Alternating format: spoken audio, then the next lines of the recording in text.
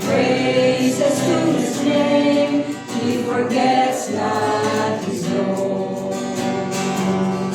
Beside us to guide us, our God with us joining, ordaining men's hand in his kingdom divine.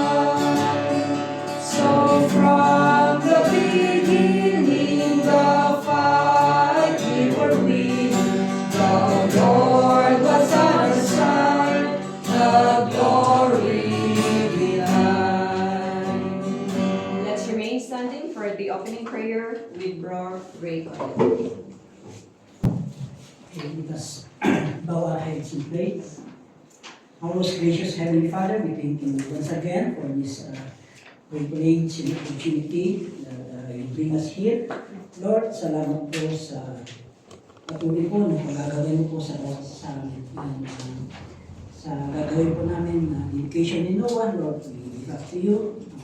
Bagay na to, and we know na itong education na ito ay importante po para sa mga ito. Lord, we ask you to guide ang mga kapatiran na parating pa lamang na kayo po mag-guide na makarating po sila dito ng kapayapa. And we ask all these things in Jesus' name we pray. Amen.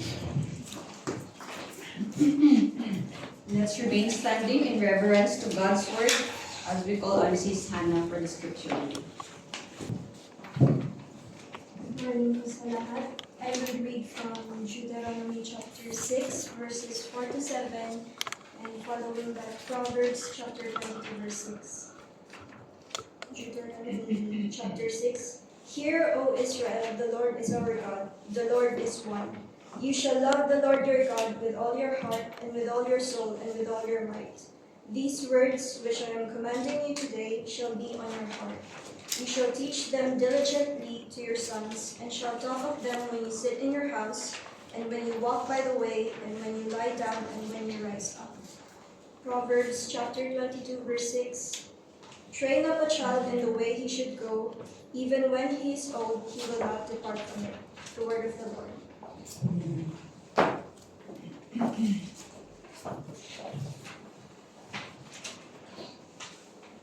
Let's sing Great is Thy Faithfulness.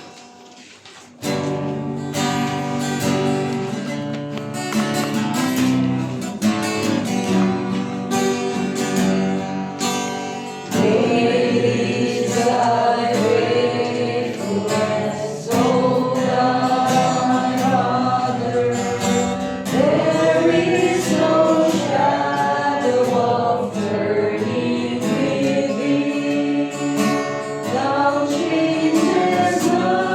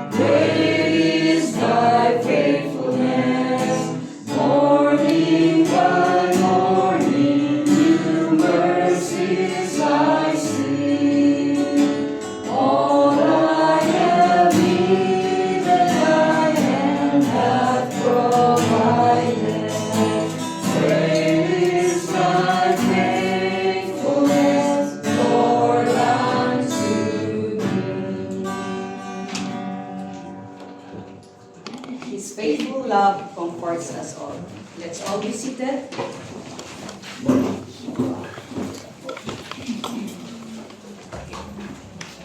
I will now call on Pastor Cynthia Ponce. She is our pastor here at Rema Baptist Church International, Rome, for the message and the dedication of Noah. Magandang umaga po sa ating lahat. Tayo po ay nagkatipon-tipon sa umaga pong ito para po atin pong ialay o ihandog po sa Diyos ang isang bata na regalo po kay Rainiel at kay Raika na si Noah Kain. Beloved, welcome dito po sa Rema Baptist Church International. Kami po dito sa Rema ay naniniwala na ang bawat buhay po ay regalo ng Diyos. Kaya nga po sa umaga pong ito, i-acknowledge po natin na ang regalong ito ay mula sa Diyos at atin pong pinapahalagahan ang kanyang salita sa buhay po ng batang ito upang siya po ay mapalapit na meron pong kabanalan at meron pong takot sa Diyos. I would like to start by explaining what child dedication is not. It is not christening. We don't use the word christening because child dedication does not make your child a Christian. In order to be a Christian, one must be able to understand the gospel and that he must be old enough to make a decision for himself to accept the Lord Jesus Christ into his life as his personal Lord and Savior. And in this case, he cannot because he is still a baby. So it is not christening. The next is child dedication is not also baptism. According to the Word of God, children are not baptized. That's why we are not baptizing children and we are not baptizing babies. Kasi po naniniwala po kami na ang lahat ng ginagawa po sa church, sa iglesia, we believe that the Bible, the Holy Scriptures, is the sole and final authority for all matters of faith and conduct. And so there are no scriptural basis for baptism for the children and for the babies. But we have scriptural basis for child dedication. And there are 3 examples found in the Bible that I would like to share with you. The first is in 1 Samuel chapter 1, verse 11, 24 to 27. This is a classic example of Hannah bringing her son Samuel to present him to God. Hannah said in 1 Samuel chapter 1, verses 27 to 28, "So I have also dedicated him to the Lord. As long as he lives, he is dedicated to the Lord." And another example is Zacharias and Elizabeth. Do you remember him? He is the parent. They are the parents of John the Baptist. And also, Zacharias and Elizabeth surrendered their son, John the Baptist, to the Lord. And this account is found in Luke chapter 1, verses 59 to 63. And of course, the third. You remember Joseph and Mary?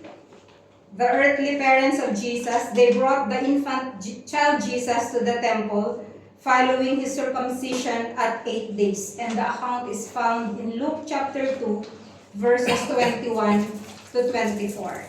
So, we are done with the biblical basis of child dedication. Kaya nga po, binasa po sa inyo para po malaman po ninyo na ang bata po ay hindi binibinyagan.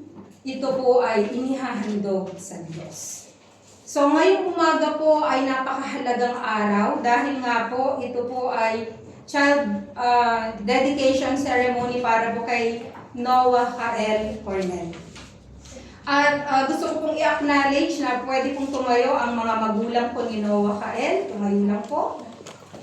Okay, sila po ang nagagandahan at siya po ang napakagwapo at napakaganda po na magulang ni Noah Kael. Amen. Makakaupo na po kayo. Okay.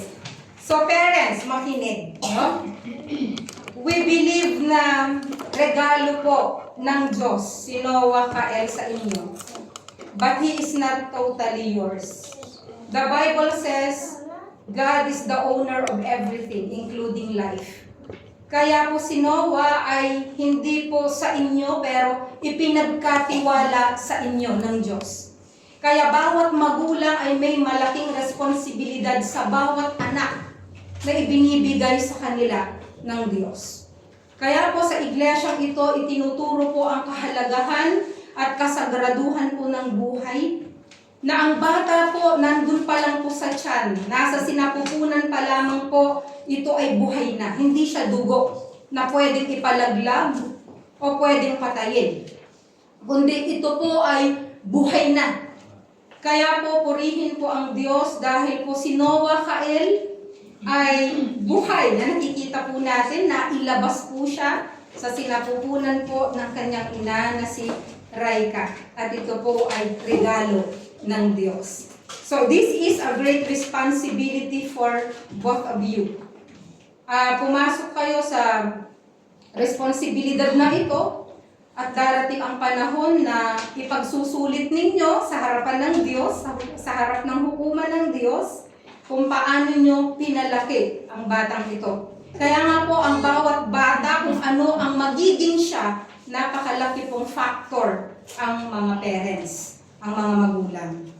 And so, meron pong mga responsibilidad na ibinibigay ng Diyos sa bawat magulang, hindi lamang po sa mag-asawang ito, kundi sa bawat magulang. Una po ay to continuously pray for your children. Ipapanalangin nyo lagi ang inyong anak because we believe that without prayer ay wala pong kapupuntahan ang buhay ng batang ito. Pangalawa ay to instruct him in the way of the Lord. Sabi nga po sa Proverbs 22 verse 6, yung binasa po kanina, ituro sa bata ang daan habang bata pa siya. Train up a child in the way he should go, so that when he is old, he will not depart from it. Ang kawayan po, kapag ito ay matanda na, mahirap na po siya, hindi na po siya pliable. Mahirap na po siyang ituwid kasi nga matanda na. So habang bata ay kinakailangan na palakihin si baby Noah. Pangatlo ay setting a godly example found in Deuteronomy chapter 11 verse 19. Bilang mga magulang, kinakailangan na mag-set kayo ng isang makadiyos na halimbawa. Hindi niyo pwedeng sabihin kay Noah, anak, huwag kang maninigarilyo kasi masama. Pero ikaw naninigarilyo ka. Sinasabi ng bibig, ibang sinasabi ng action. Anak, huwag kang magsisinungaling. Pero kapag ka merong nagsona at naniningil ng utang, sabihin mo, wala ako. Diba? So indirectly, tinuturuan po natin ang bata na magsinungaling na parang sa mind niya, at the back of his mind, pwede. No? So as parents, you have to set a good example. Nasasabihin mo, anak, huwag kang magmumura. Pero nagbabatuhan kayo ng mga appliances sa bahay. Tapos, ang daming mga parolatsa. Hindi dapat. You have to set a godly example na kung gusto nyo na ang bata ay lumaki na hindi rin nagpaparolatsa, huwag rin kayo magparolatsa sa loob ng bahay. Okay? Pang-apat, disciplining them as the Lord would discipline us. The Bible does not prohibit using the rod. The Bible said, spare the rod and spoil the child. We can use also the rod in order to discipline him, pero kinakailangan nasa lugar. You have to explain to the child bakit mo siya papaluin or bakit mo siya parurusahan. Dapat alam niya. Hindi yung kapag mainit ang ulo mo, papaluin mo siya. Pag hindi mainit ang ulo mo, okay lang. So walang consistency. You have to be consistent in disciplining the child. And as parents, by dedicating a child to the Lord, you are acknowledging your need for God in your family. Na sinasabi mo na hindi ko po kaya, kinakailangan ko po ang tulong nyo. And you are inviting also God to be active in your family life. He should be not a visitor, Pero dapat siya ang namumuna, siya ang boss ng inyong bahay. And also, you have to submit your desires for your child to God's desires for him. Hindi yung kung anong gusto mo sa bata, kundi kung ano ang gusto ng Diyos sa bata. And number 4, making a commitment to God to raise your child in God's way. Halinaw po ba? Kaya?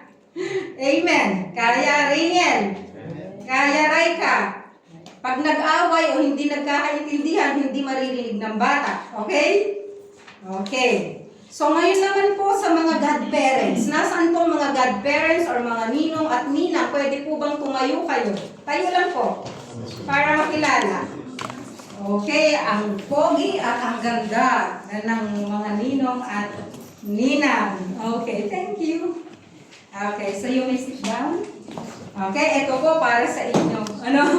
So godparents are people or persons who are to assume the responsibility of the parents in case of their absence. No, so nandyan kayo para gumabay sa kanila. This is not a one-time responsibility na magnininong at ninang ako and then pagkatapos nyo ibinigay ang regalo or pakimkim, tapos na.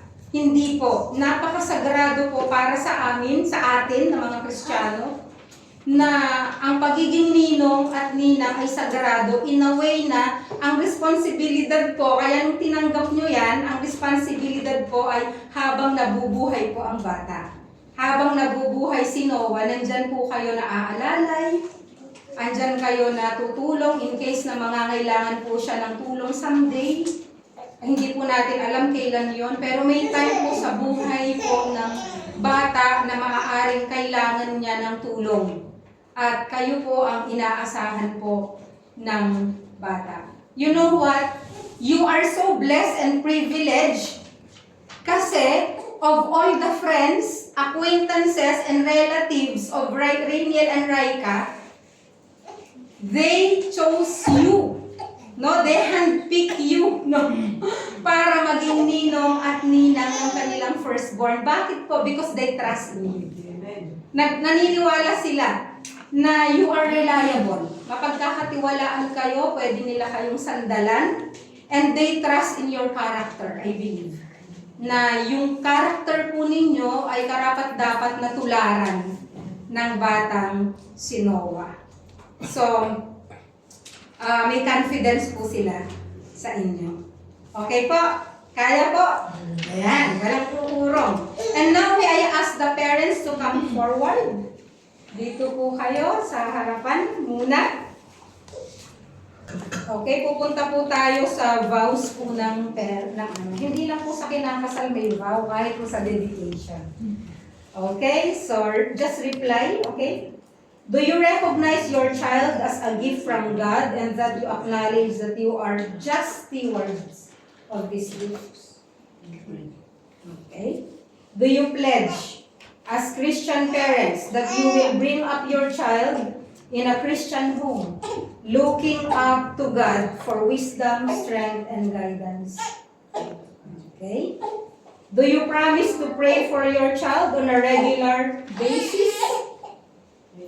Okay? And lastly, do you promise to give your child every possible benefit of home, school, and church? Okay. So narinig po natin, they said, I do. They said, we do. And now shall I call on the godparents po to come in front? Dito po kayo sa magkabilang tabi habang i-dedicate po natin ang bata. Okay? So, okay, so pupunta na po tayo sa dedication. Inaanyayahan ko pong lahat na tumayo. At extend po natin yung ating kamay po para po sa kanya. Noah L. Cornell, together with your parents, Rainiel and Raika Yuris, who loves you dearly, and together with these people who are witnesses this day, we dedicate you in the name of the Father, the Son, and the Holy Spirit. Amen. Amen. So tayo po ay manalangin. Panginoong Diyos, marami pong salamat sa buhay po ng batang ito na nandito po sa harapan. Salamat po na ang batang ito ay lalaki na meron pong banal na pagkatakot sa inyo. Amin pong inilalagay sa inyong paanan lahat po ng plano niyo po para po sa kanyang Panginoon. Tinataas din po namin, Lord, ang kanya pong mga magulang, si Rainiel and Raika, na nawa, Panginoon, sila po ay maging mabuting halimbawa. Lord, kay Baby Noah. And I pray, Father God, na i-instruct po nila, turuan nila ang batang ito na lumaki na may banal na pagkatakot sa inyo. Amin din pong itinataas sa inyo ang lahat po ng ninong at ninang na naririto na nawa, gabayan po nila ang batang ito at tulungan po at maging encouragement at inspiration po sa batang ito at sa buhay po ng mag-asawa. Ganon din po, tinataas po namin, Lord, ang bawat pamilya, ang kanila pong parents on both sides, na nawa magsilbi po silang gabay para sa batang ito. Marami pong salamat sa inyo pong kapangyarihan sa pangalan ni Jesus. Amen. God bless you. Ngayon po ay makakaupo na po kayo, pero yung mga ninong at ninang po ay meron po kayong kontrata na pipirmahan. Okay, so eto.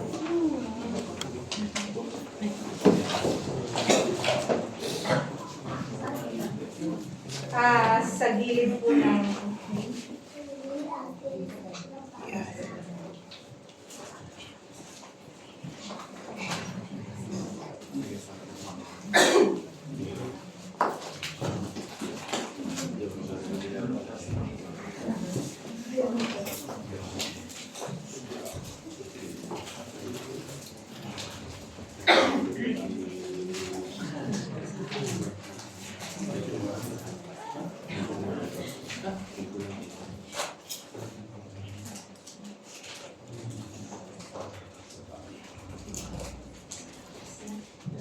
salamat po. Makakaupo na po.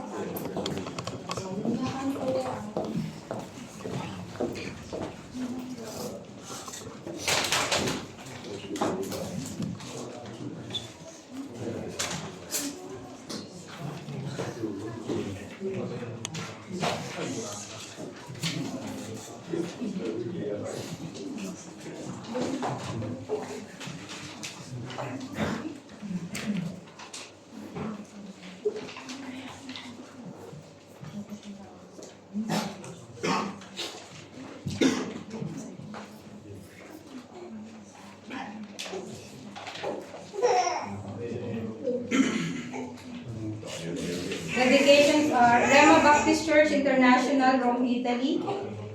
We, Rainiel Cornell and Raika Yuris Cornell, parents of Noah Kael Cornell, born on April 8, 2024 in Rome, Italy, are dedicating ourselves to the Christian nurturing of our son. We are faithfully entering into this commitment at Rema Baptist Church International on August 3, 2024. Godparents, Jesel Ann Castillo, Martina Colcherasa, Tila Cornell, Kevin Kaiser Alarcon, Charles Conchamos, Raideric Cortez. Father, Rainiel Cornell, Raika Yuris Cornell, and your servant, officiating minister. 1 Samuel 1:27-28. For this boy I prayed, and the Lord has given me my petition, which I asked of him. So I also dedicated him to the Lord. As long as he lives, he is dedicated to the Lord.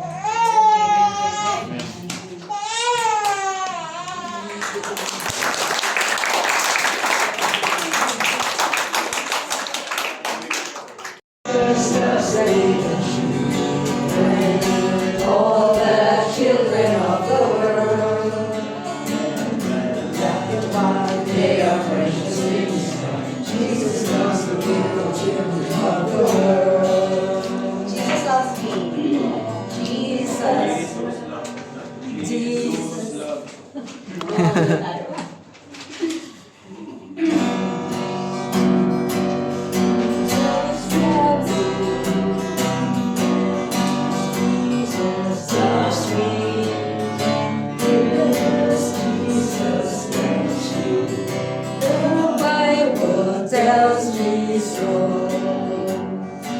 Jesus loves me, this I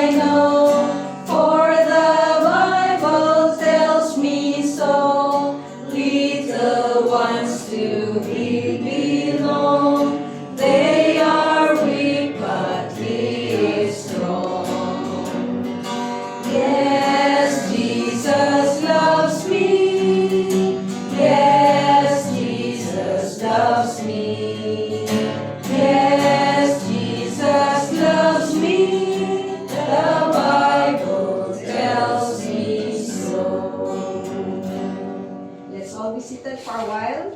I would the representative elder from Rema Baptist Church International, Bro Simon, to give the token of our love for baby Noah. In behalf of Rema Baptist Church International, gusto po namin ibigay itong malaki at medyo mabigat na regalo ng church. And it's always our prayer na ang ating anak na si Noah Kyle, that he may grow in grace and in the knowledge of our Lord Jesus Christ. God bless. Amen.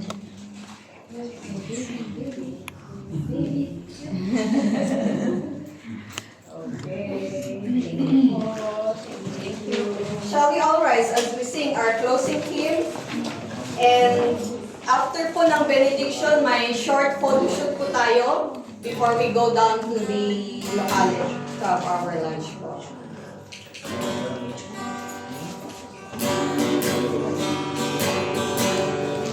I'm so glad I'm a part of the family of God. I've been washed in the fountain, cleansed by His blood. Join tears with Jesus as we trouble His land. For I'm a part of the family of God. The Lord bless you and keep you. The Lord make His face shine upon you and be gracious unto you. The Lord turn His face toward you and give you peace. Amen. Amen.